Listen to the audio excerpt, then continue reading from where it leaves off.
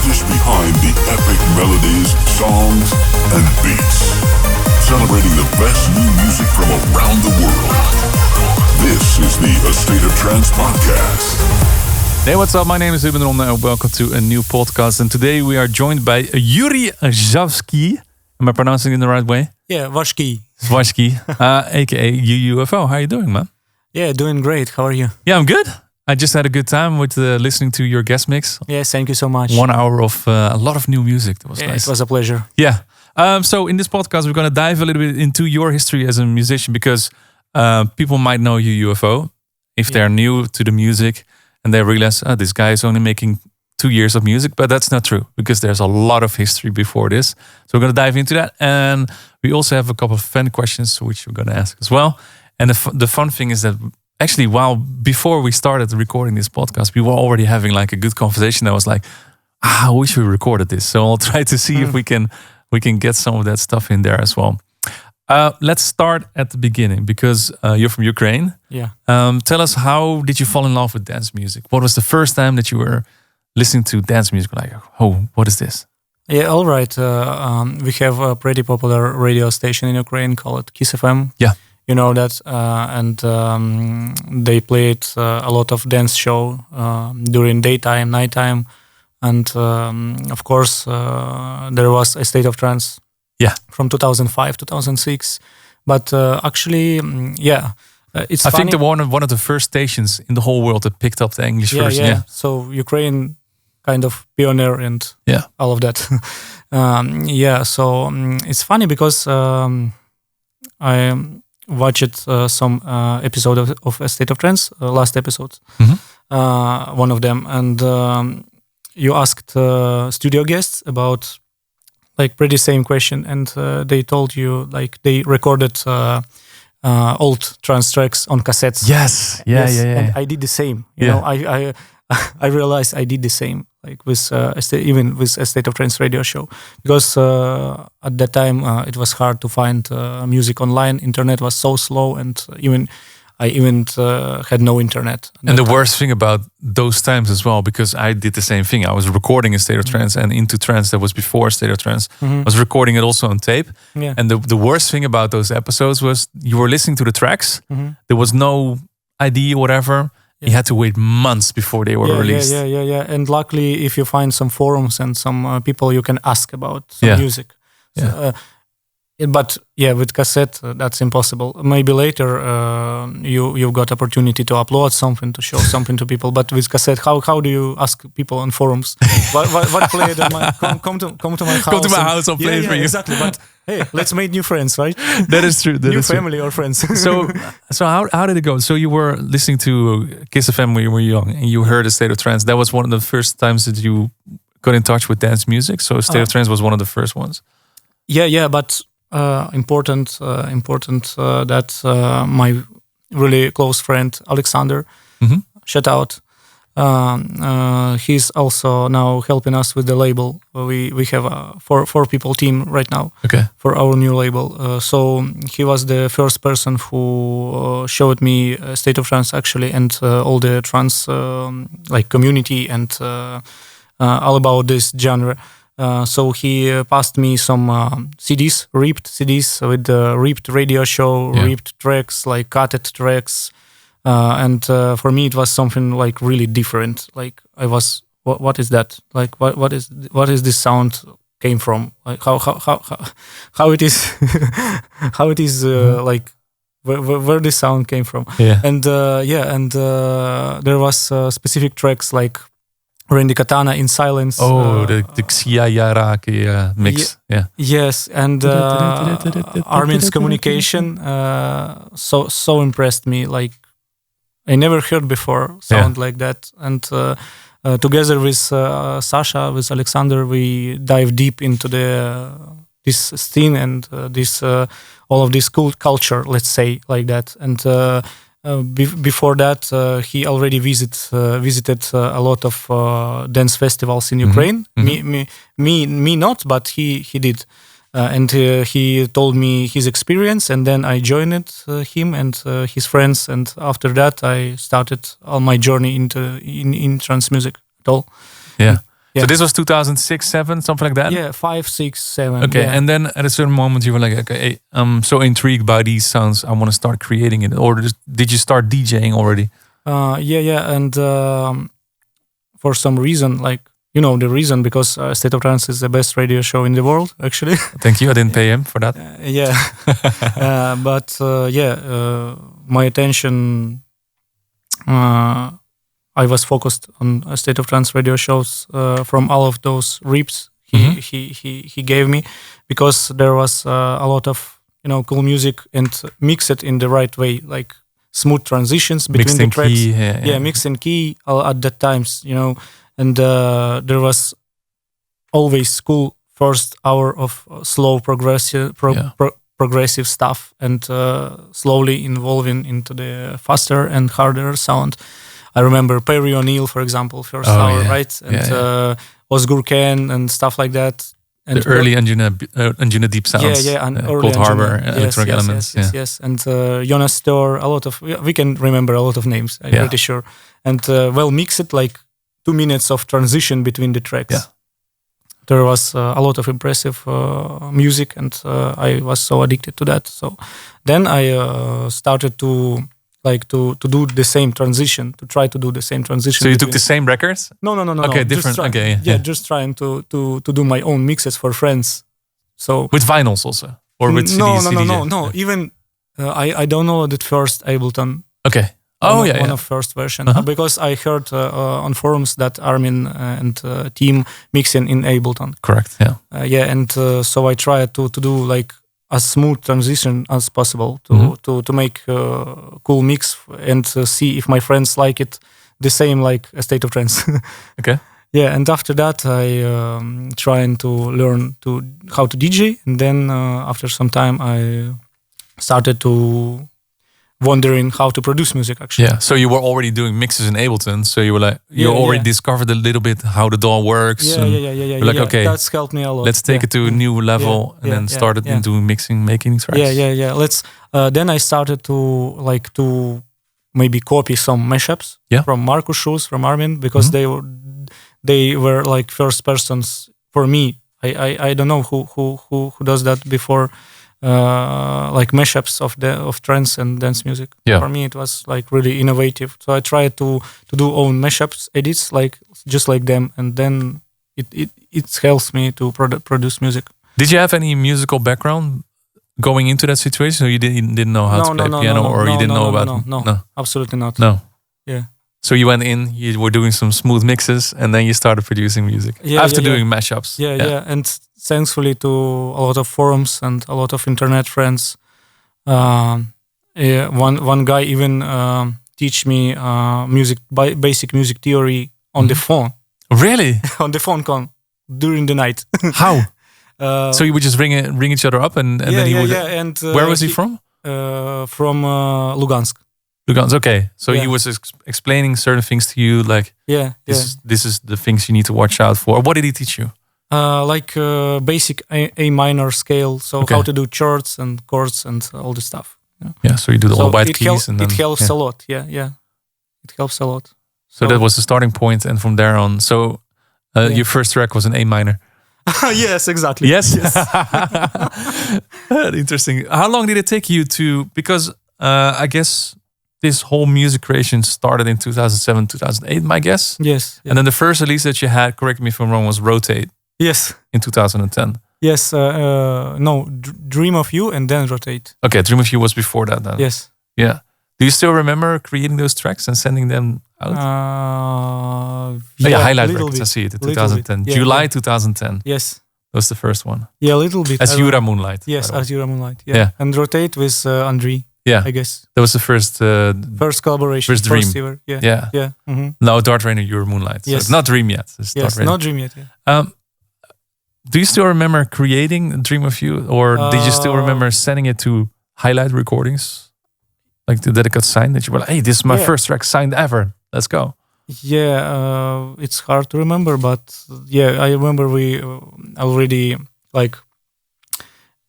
we met with Andrei on some forums, and on some trance parties, underground trance parties. Mm-hmm. We tried to DJ as well. So yeah, we discussed music a lot, and we tried to send all our music, like his own music and me mine, to all possible connections and labels. So we tried to sign something somewhere. Yeah.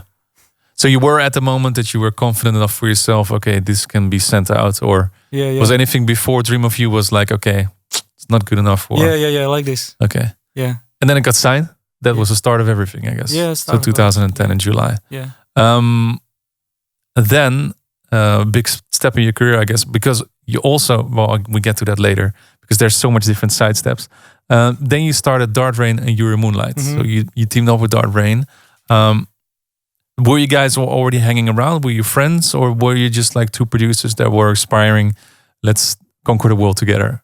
Yeah, we were friends, absolutely, because it's not really like business. Like it's friendship, and like we just try to have fun. Yeah, to do something. And first, the Train and Yuri Moonlight collaboration was like were like independent not duo, not fixed duo, but independent two artists just colliding together. I guess if Beatport is right, then everything was like that. Yeah. And after success of Silhouette song, then we decided we need to like do a duo for more success. Yeah, because Rotate was the first one, Highline in 2010. Yeah, and then you had Saturn in 2012. That was, I guess, an important one in Trance We Trust. Yeah. Black Hole. And then you stepped into a new part of your career, working together with Res Nitzen. Yes. I wrote down Silhouette, of course, which was a track that was, I guess, Armin played it in every single set for almost 2 years or even longer. He still plays it sometimes, I think. The vocal, at least, with Sarah Lynn. You also had on Amsterdam Trance, Shelter Me with Kate Cannell. Agree to Disagree with Gemma Pavlovic and Stole the Sun with Cathy Heath. That was one of my favorites as well. So I guess those were like very, very, that was a good period of time that you were working with Res Nitzen also, right? Tell us about how did that collaboration work? Actually, we suggested our instrumental tracks, and he said like, "Whoa, let me care about songs and vocals. And let's try to do something big." It's a good question actually. Before that, we tried a lot of stuff. We tried to do mashups with Andriy as well. So it's funny, but we made a lot of collaboration mashups. So you would take your own instrumental and then take a vocal? No. Okay. Even before first releases, like that track you mentioned, Dream of You and Rotate, we made a lot of collaboration mashups, like from tracks from other people, totally other people, not our own works. And our mashups played by Armin in every set, and Tiesto. Really? So so we've got really big support. Our mashup with Funk Agenda and Fatboy Slim played on every Armin Only show. Was part of the program with the visuals and all this stuff. Yeah, and other mashup was part of whole year tour of Tiesto. So it was like for us, that big supports, like inspired us a lot to continue to try to release music. Because it must be hard also in the beginning of your career that you were like releasing on smaller labels, the tracks are not getting signed like the way you want to, or it's not really going as it was. But then something like that happens. These mashups are being picked up by two. I guess Armin was number one of the world at that moment as well, and Tiesto as well, of course. That must have been very inspiring to continue what you're doing. So big shout out to Res Nitzen for providing all these amazing vocals to you as well, because I guess Silhouette is one of the, I still think it's one of the biggest vocal trances ever created. Shout out to Alan and Envy, of course, for the remix. Shout out to Alan and Envy for the remix, and to Sarah Lynn and Res Nitzen for this amazing work together. Like teamwork. Then after that, in the meantime, you also had Dart Rain in Your Moonlight with an alias called Ligaya. Yes, that's funny. Yeah, Flying Dutchman in 2011 and 3 releases, Evidence and Aces High. Yeah, that track Evidence, it's really housey record. We tried to keep like to find some way to broadcast our music for house audience. So on one side you were doing like banging trancers, and then on one side you had the Ligaya guys, but it's only for 3 releases. Then you were like, we're done. Okay, we're done. Yeah, I don't want to do it anymore. Yeah, because with the first record called Evidence, I guess Tiesto played it live all summer, so that was a big success for us. Yeah, also. But why did you stop doing it then? You started focusing more. Yeah. I guess like that. Yeah, interesting. Because it must be because like I said, it's if it's being played by Tiesto, then you're like, didn't you feel like, okay, I need to make more like these kind of tracks, or perhaps we tried, but it didn't work. Yeah. Okay. It makes sense. We focus it on like Armin constantly played our production, so we tried to go this way. Yeah. 2014, you joined A State of Trance as Dart Rain and Your Moonlight as well, with Battleship and Athena and Razor. Yeah. Tell us a little bit how the progress that you joined A State of Trance. Why did you decide to bring your music to this radio show, this label? Yeah, that was always a dream to release on Armada, our highest point, so we wanted that hard and we tried hard, and we got signed, and we're happy about that a lot. And then a point comes, in the meantime, I have to, one of the tracks that I was listening to yesterday, actually, because in the meantime, while Dart Rain and Your Moonlight was happening, that you were releasing music, you also released Harrier on Cold Harbor. Yeah. That was a big tune as well. I was listening to that yesterday. Yeah. So you were working as a duo, but in the meantime, you were still working on some solo stuff as well. Yeah, we tried different ways. I don't know why. There is no like strategy or something. No, it was just how it happened. Yeah. And it's already 10 years ago, so that's crazy. Then the moment came that you were like, okay, Dart Rain and Your Moonlight, we were separate artists. Let's decide to team up, and Dream started. Yeah. Why did you decide to leave your solo project behind and just focus on Dream? We worked with biggest promoter in Ukraine, called Virus Music, Virus Music. And we've got cool bookings, cool festivals. The whole scene in Ukraine was pretty big. Yeah, massive. At that time. Yeah, massive. So with the huge success of Silhouette and all the tracks, we decided we need to focus on something really like one and big. One entity instead of the two. Instead of trying to do everything, we need to try to focus and do something like focused. So you decided to just go on as a duo instead of the two entities. Okay. It's interesting to me because at that moment I was like, Dream? Who's Dream? And then I was like, wait, Dart Rain and Your Moonlight. And then you did the remix for me. Yeah. Yes. So that was a big one also. Yeah, really, really good track, man. Yeah. And then we did a collab as well. Yes. It was one of the first Dream tracks as well. Yes. Sabado. Yeah. Really good tracks, man. I remember... really good memories. I remember making that tune was just before State of Trance in Argentina. And we were sending ideas up and down. And I remember that the State of Trance was on Saturday.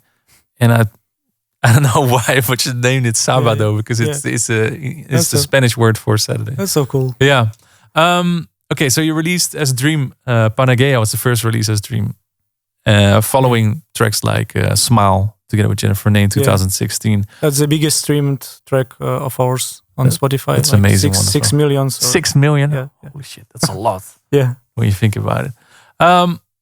So that chapter just kept on going. Dream, lots of releases, lots of things happening. Even started a label together. Yeah. In 2021. So that happened like a few years later.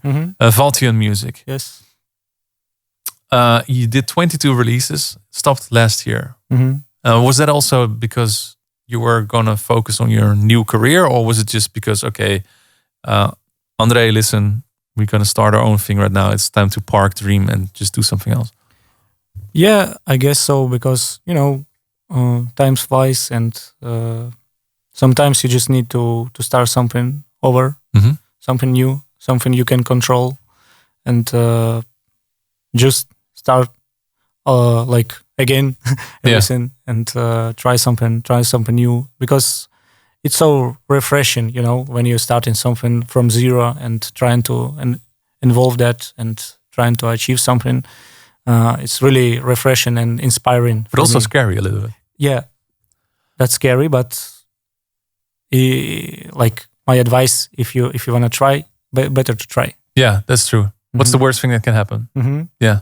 So, so Dream is behind you right now, or is it something that may be coming back in a few years? You don't know yet. Let's see. Yeah, let's see. Well, at least it's there. You have some amazing tunes. Yeah. You had some good times with Andre, of course, as well. Yeah.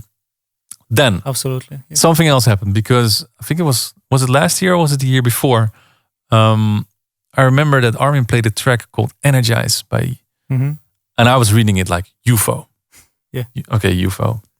Who's this? Where is this dude coming from, or do that? I don't know. Making such a massive tune. And I didn't know until later, I think, that it was you behind that track, UUFO. Tell us about the project UUFO. First of all, what does it stand for? UUFO.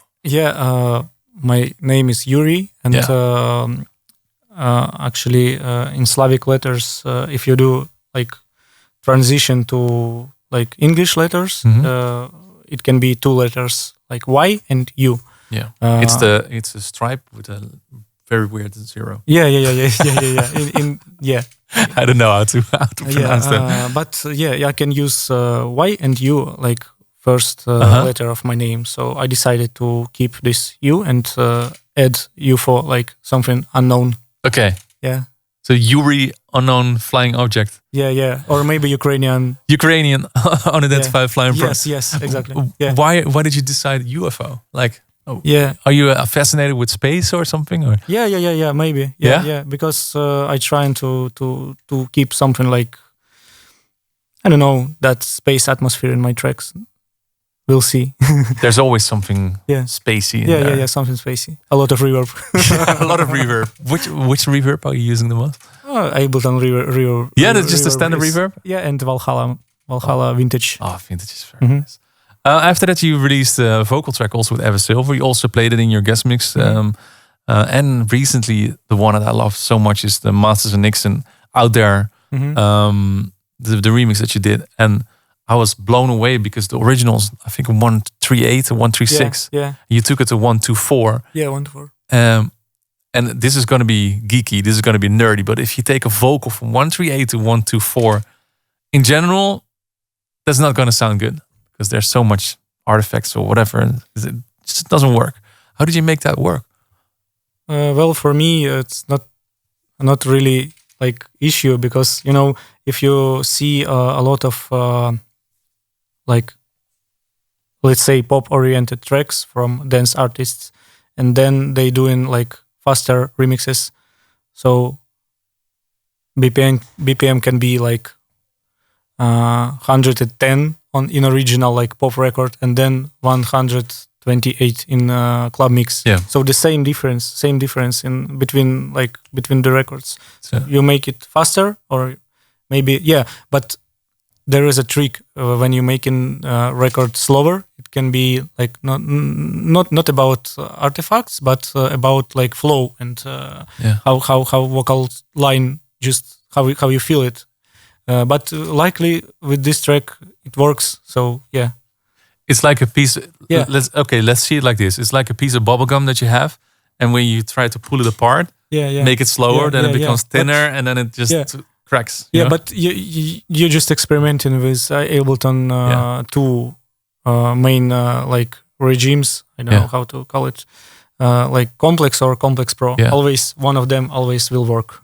Yeah, in this case, thank God for the good algorithms nowadays that they create, because if this would have been messy 20 years ago if you had to cut it down. Yeah. That would have been a lot of work. Good job on that as well. Yes, thank you. And also the remix you did for Andy Royale, of course, and the track with 88 Birds. So those are the first key UUFO tracks, I guess, that you brought to us in the last few months. Now, the next step is already a new one as well, because you have a little bromance with Dennis, with Cubicore. So he's such a nice guy. Yeah. Shout out. How did you guys know each other already, or did you recently meet, or tell us how did that come about? When did the friendship start? We just meet in Instagram, I guess, last year, because I know he's from Kiev, so I asked how is he doing, and so you didn't know each other before this, before last year. Yeah, maybe, because maybe we've got some like chat in email about some possible collaboration or remixes. Yeah, but never happened. But yeah, last year we met in Instagram, and then we like connected a lot about music and stuff. Nice to have a person you can talk with the music and industry and all the stuff. From the same city? Yeah, from the same city. And we decided why not to do a label, because I have some experience in that little bit, right? So instead of just doing a collab, you were like, okay, let's just do the full thing. Let's get married. Let's do a label together. Yeah. Because it's cool to join forces on something. Mm-hmm. If few people, 2 people from my side, 2 people from his side, we can like do a lot of work and without any troubles and issues. Yeah. So that's easier. And we have some experiences in music, and you're both amazing producers. That helps a lot as well. Catalystic Recordings. Yes. Tell us a story. Why did you decide the name Catalystic? Because it is not even a word. Yeah, it's not even an English word. But it inspired from chemistry, like catalyst. Catalyst. So it's something organized, and something can start the chemical reaction in your brain. Or somewhere, so the key, maybe if you can hear good music, it starts some like reaction, emotions or something. So catalytic stands for an emotional trigger in your brain. Yeah. That's what you're trying to do with the music that you're going to be releasing, I guess. Yeah. Well, that makes a lot of sense. I like that. It's a good name. Yeah. Did you guys meet before, or did you like face to face, or? Because is it only a relationship that you had during like calls or whatever, or? We meet on ADE and on ASOT Rotterdam. Okay, yeah. We played a record together on the stage. Okay. Mm-hmm. So 2 times already. Nice. Well, Dennis is an amazing guy. He always brings such amazing energy. So Dennis, if you're watching this, we love you. Hope to see you much more on Catalystic Recordings. Yeah. So a new label. What are the plans? What are you planning to do for the next time? Next year? For this year, we will focus on releasing more own stuff, I guess. First release is Glow, which is out now around this time. Yeah. By Cubic Core. And few next releases is mine tracks and Dennis tracks, and then let's see. Let's see. Yeah. There was an ID in your mix already that's coming on Catalystic as well. Yeah. ID. Yeah. And I played also a record from Ukrainian producer Malar under his new alias, also on our label. Watch out for that. Really cool record, vocal record I played. So lots of cool stuff coming. Yeah. So that was one of the main reasons why you were here in the studio, of course. Yeah, to present all this stuff. Now we're gonna switch to something else, because I want to address this, and we were talking about this earlier before we started pressing record. Like I said, I wish we recorded that, because you did something very cool, in my opinion, or you gave the advice, something very cool, that you such challenges for yourself as a producer. Tell us a little bit about that. Like you go into a studio and you're like, okay, this is the challenge for today. I always try to start with some ideas, to see what I have to finish. Of course, recently a lot of ideas already done, and just need to finish them, all of them in time. So that's the main challenge. And the main challenge is for me in the studio to do everything in time and not delay the stuff, for a month, because I love to do that. Unfortunately. So you go into the studio and you're like, okay, today this is going to be this. Yeah, I have like 10 projects in pipeline, and I need to choose something I need to finish and try to finish it finally. Yeah. What is the hardest part for you to finish stuff? Because I think this is one of the most common problems that any producer in this world has, is how to finish something. Yeah, I don't know. The hardest part is to say enough. Yeah. To say enough to reach that result, you can say enough. Yeah. I stop. But it's not always it's possible. Only deadline can stop you, or something like my guest mix in A State of Trance can stop you. Like, enough, we're going to play this because no more time. Deadlines. But, yeah, my deadline was like 2 hours before I came in the studio. Believe or not, I still did some renders in my hotel room this morning. Yeah. Even before the show. Yeah. Oh my God. Finishing records is the hardest thing, to be honest, because a little spoil as well. We did a track together as well. Yes. And the amount of times that I played new versions in sets because you were saying, hey, I have another export. This sounds a little bit better. Yeah. That's how it is, I guess. Yes. And even today, I brought like final version 1, final version 2 in the playlist. Final version 2. Yeah. Okay, that beats the purpose of final version, right? Yes. Because the final version should be final version. All right. Let's quickly open see, because we had some questions as well. Wouter, where is Wouter? They collected the questions.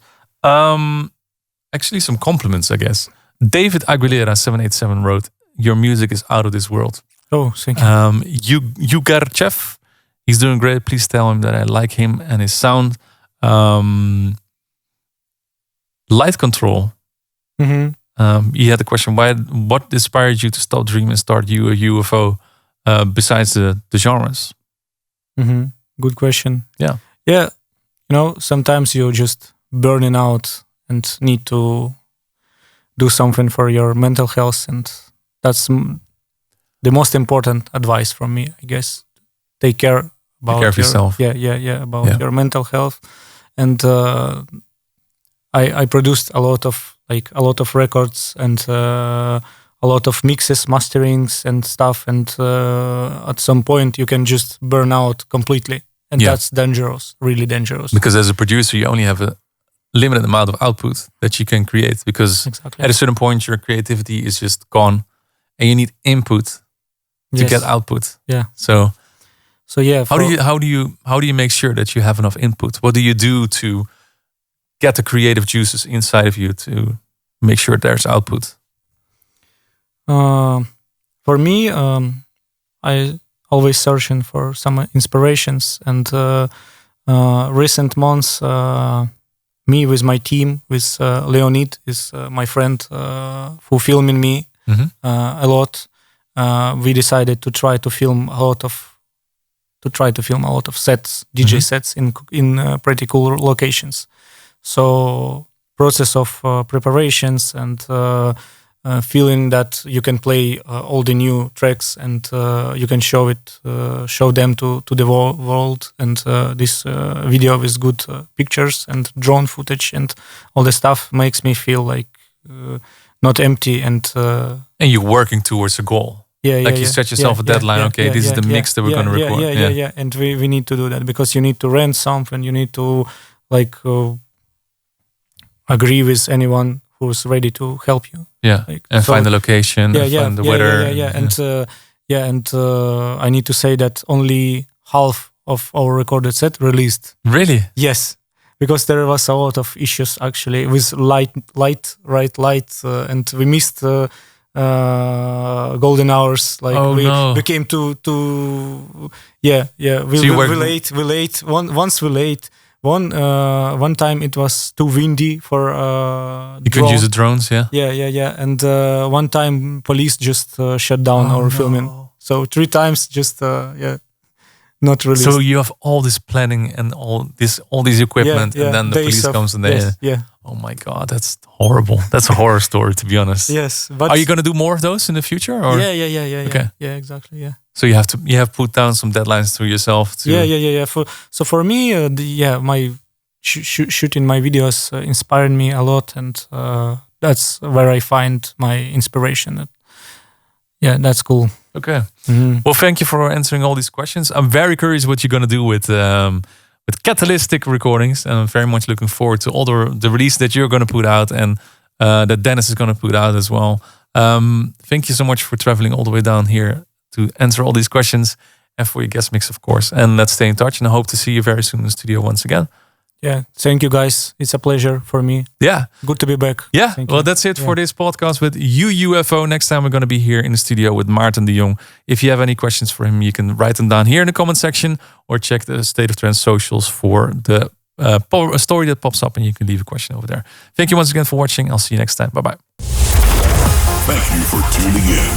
Check all previous episodes on YouTube or your favorite podcast portal.